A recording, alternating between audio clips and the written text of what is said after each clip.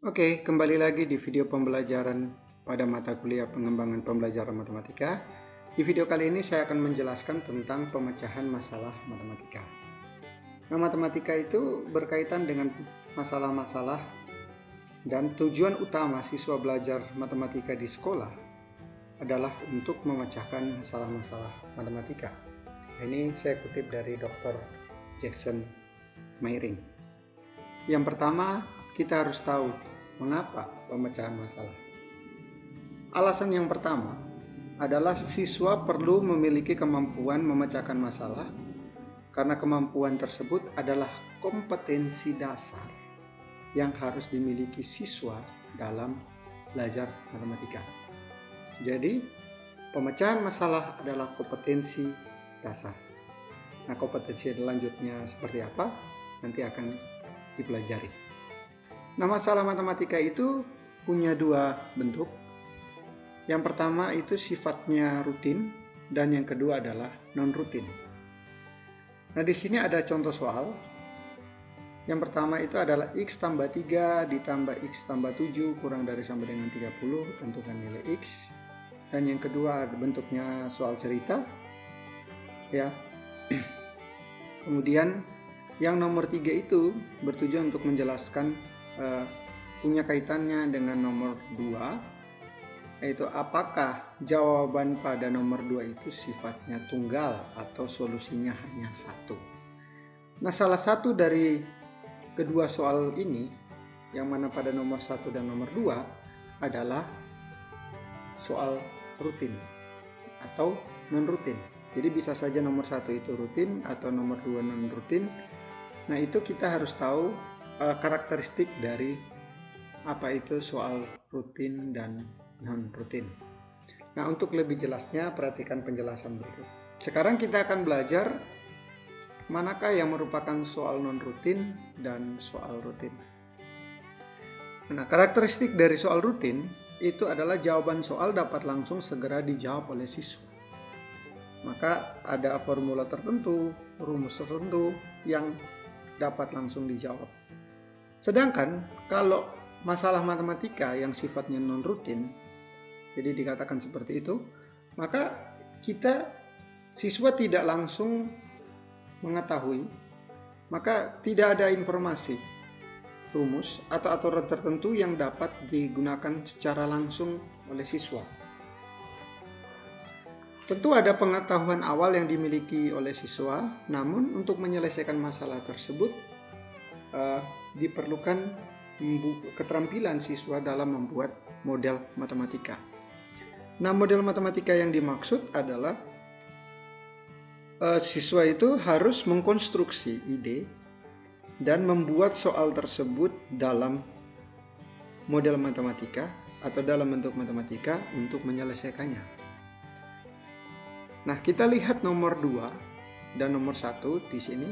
Kalau untuk nomor 1 itu merupakan soal rutin yang dapat langsung diselesaikan oleh siswa.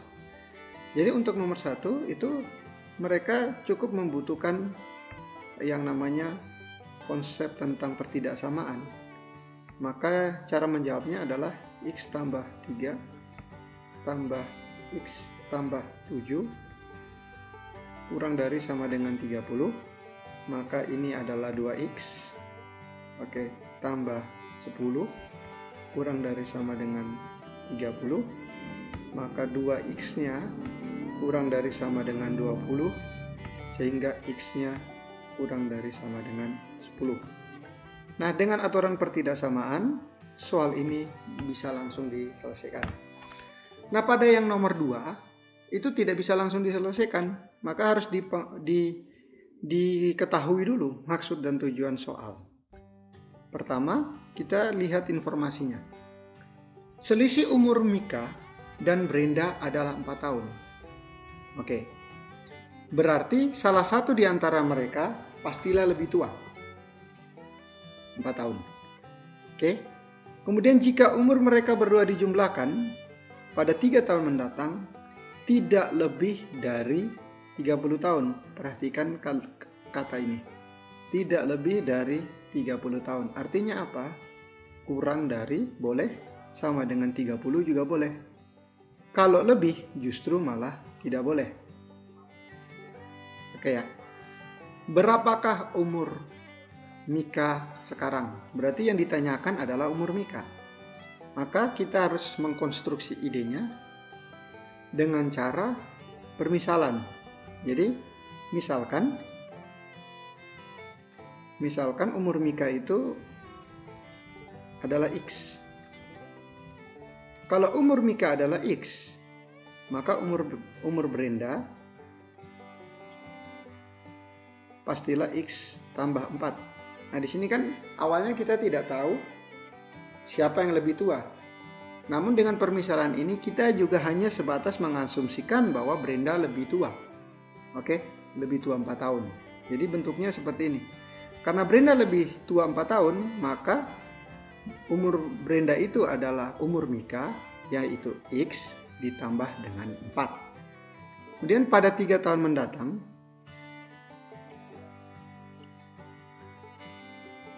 nah di sini kita pasti mempunyai ide bahwa umur mereka berdua masing-masing akan bertambah. Berarti umur Mika menjadi X tambah 3 dan umur Brenda menjadi X tambah 4 tambah 3 atau sama dengan X tambah 7.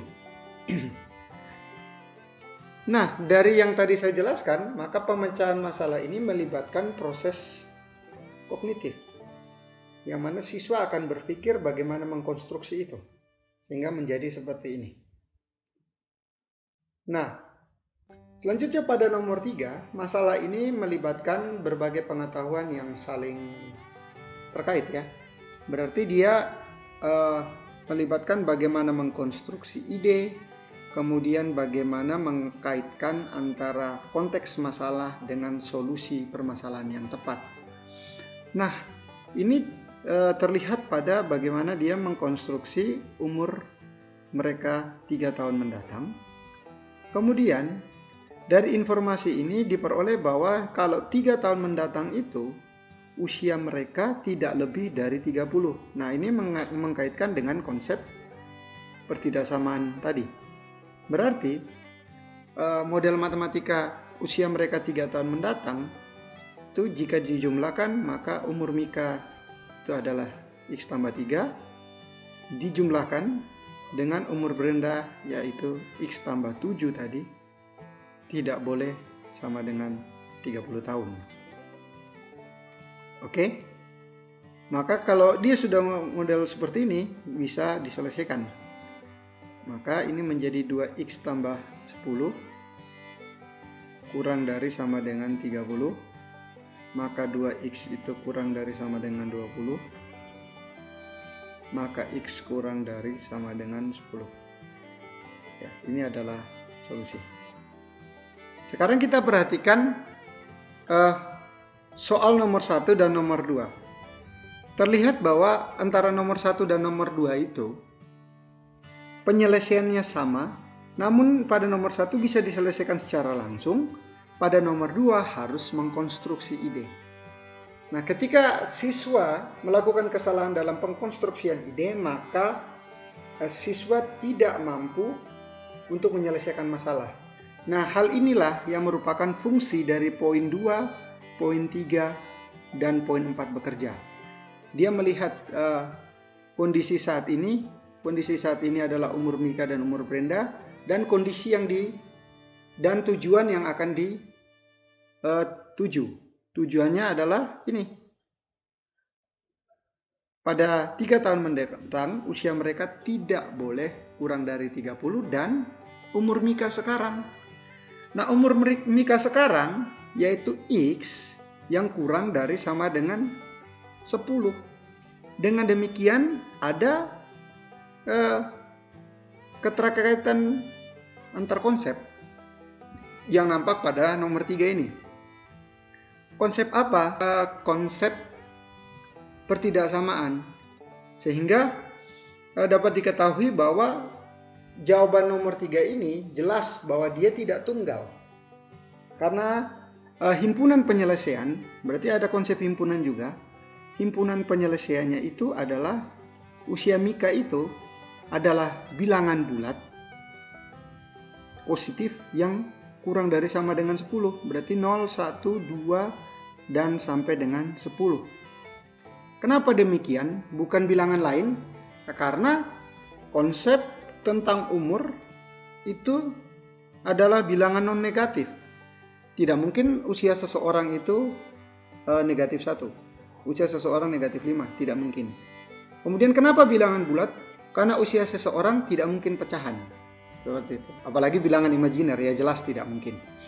Nah, itu adalah penjelasan tentang pemecahan masalah dari alasan yang pertama. Nah, kemudian kita lanjut ke alasan yang kedua. Sebelum alasan yang kedua, saya akan menjelaskan tentang konstruktivisme sosial dari Lev Vygotsky.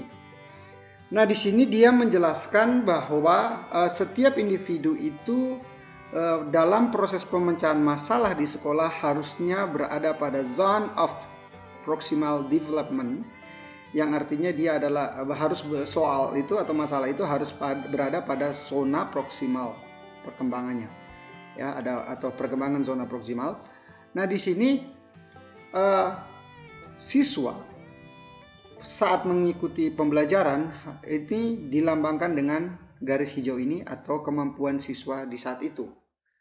Kemudian untuk pemecahan masalah harus memerlukan bantuan dari guru atau teman sebaya. Karena apa? Kalau misalnya masalah itu berada di sini zonanya dan di sini, nah itu akan menjadi suatu masalah. Masalahnya adalah kalau masalah tersebut diberikan berada di bawah ZPD, maka dia terlalu mudah sehingga pembelajaran sehingga siswa cenderung melihat masalah tersebut sebagai hal yang membosankan karena terlalu mudah. Bagaimana kalau terlalu sukar? Nah, kalau terlalu sukar juga siswa jadi malas untuk mengerjakan. Jadi harus berada pada zona yang tepat ini. Zona yang mana dia maju bisa, namun membutuhkan bantuan dari temannya. Nanti ada alasan-alasan yang lebih lanjut kenapa harus di zona ini. Selanjutnya di sini, kalau belajar itu terkesan terlalu susah bagi siswa akan menimbulkan anxiety atau kecemasan.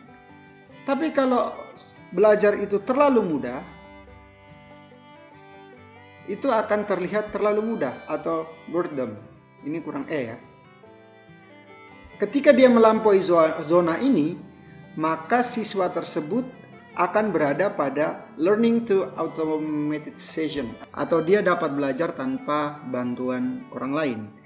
Jadi yang pertama, ketika dia mau mempelajari tentang sebuah konsep yang baru, maka dia akan belajar bersama teman sebaya atau guru.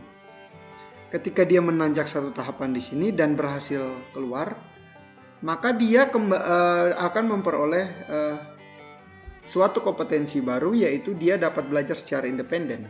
Jadi tidak terikat lagi dengan bantuan dari teman-teman.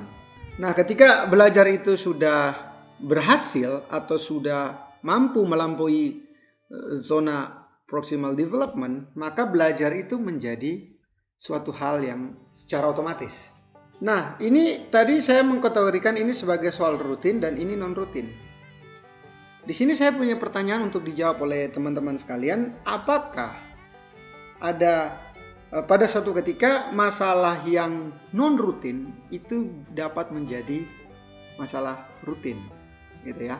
Jadi yang nomor 2 ini apakah suatu ketika nanti terlihat oleh siswa sebagai masalah yang rutin? Apakah seperti itu? Coba tolong diberikan analisis terkait itu.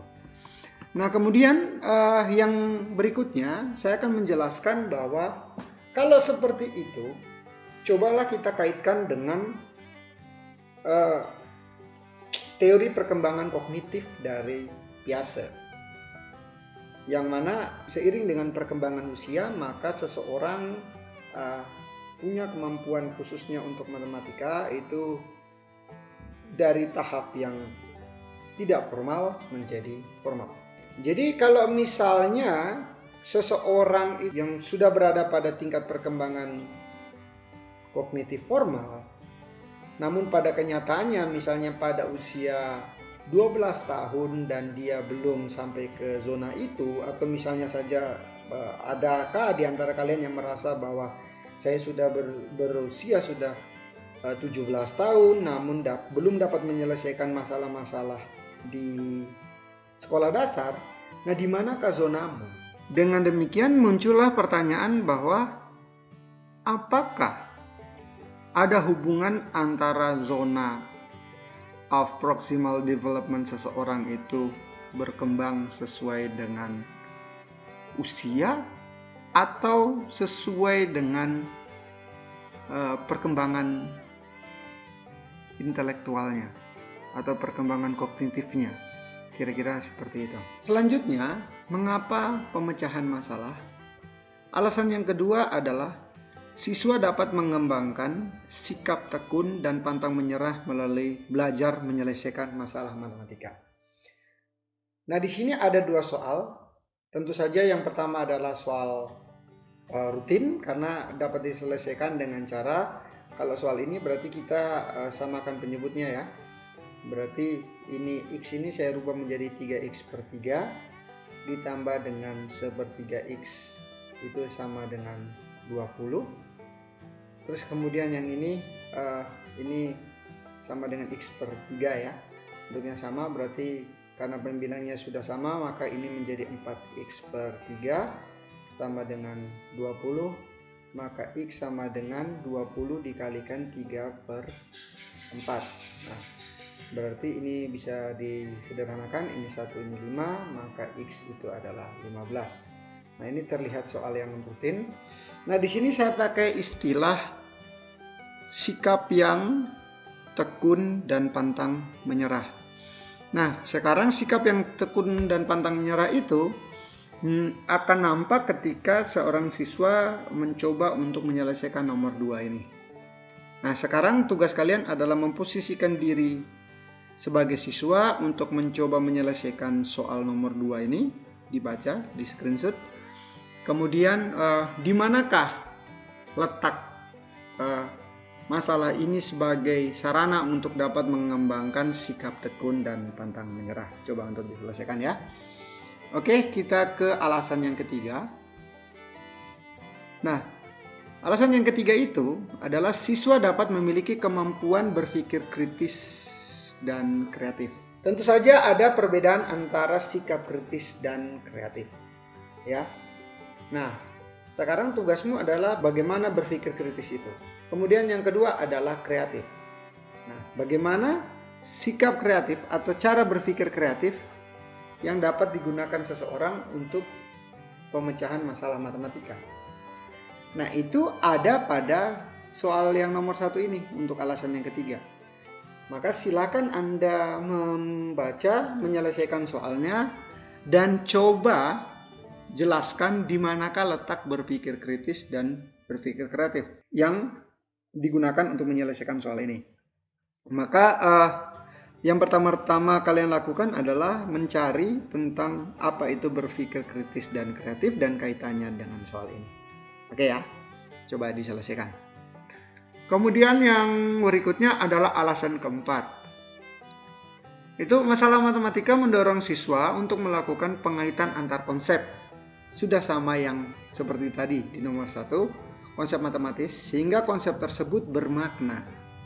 Dia menunjukkan bahwa ada keterkaitan antar konsep dan ada maknanya dalam pikiran siswa. Jadi dia tahu ketika masalah itu dikaitkan dengan kehidupan sehari-hari dan ada keterkaitan antar konsep, maka siswa akan berpikir bahwa apa yang dipelajari itu berguna. Atau matematika itu mempunyai fungsi sebagai pemecahan masalah, sebagai solusi, sebagai instrumen, sebagai alat untuk memecahkan masalah dalam kehidupan sehari-hari. Nah, sekarang di sini saya punya soal. Coba untuk kalian selesaikan dan jabarkan konsep apa yang diperlukan untuk menyelesaikan ini. Dan di manakah letak makna ini, matematika, atau lebih tepatnya makna keterkaitan antar konsep dalam pikiran siswa yang akan muncul setelah mereka menyelesaikan soal ini. Oke? Nah, kita lanjut ke alasan yang kelima. Alasan yang kelima adalah matematika membuat siswa memahami manfaat konsep matematika dalam kehidupan sehari. Dari tadi sebenarnya sudah ada kaitannya dengan kehidupan sehari-hari. Nah, kalau misalnya begini, ini terlihat matematis sekali. Gitu. 5% dari 120.000. Berarti kalau siswa menyelesaikan, dia tinggal 5/100 dikali dengan 120.000. Ya, oke? Ini seperti ini. Tinggal 5 kali 1.200 berarti 6.000. Bisa dengan cara seperti ini. Bisa juga siswa berpikir bahwa mereka dapat menyelesaikannya dengan cara 10% dari 120 berapa? Ya, 12.000. Berarti separuhnya adalah 6.000. Dengan demikian 5% dari 120.000 adalah 6.000. Kurang lebih seperti itu. Nah, kalau kita lihat pada nomor 1 ini, terlihat sekali masalah matematika ini tidak mempunyai kaitan dengan kehidupan sehari-hari. Nah, kemudian kita coba mengaitkan masalah tersebut dengan kehidupan sehari-hari dengan menggunakan soal cerita. Di sini ada soalnya, dan kemudian coba kamu kemukakan apakah yang dibayarkan oleh orang yang berbelanja tersebut sudah benar. Kemudian bagaimana seharusnya jika yang dibayarkan itu salah? Apa yang harus dilakukan oleh orang yang berbelanja? Coba untuk diselesaikan. Alasan yang keenam terkait dengan pemecahan masalah sebagai sumber pembelajaran. Karena apa?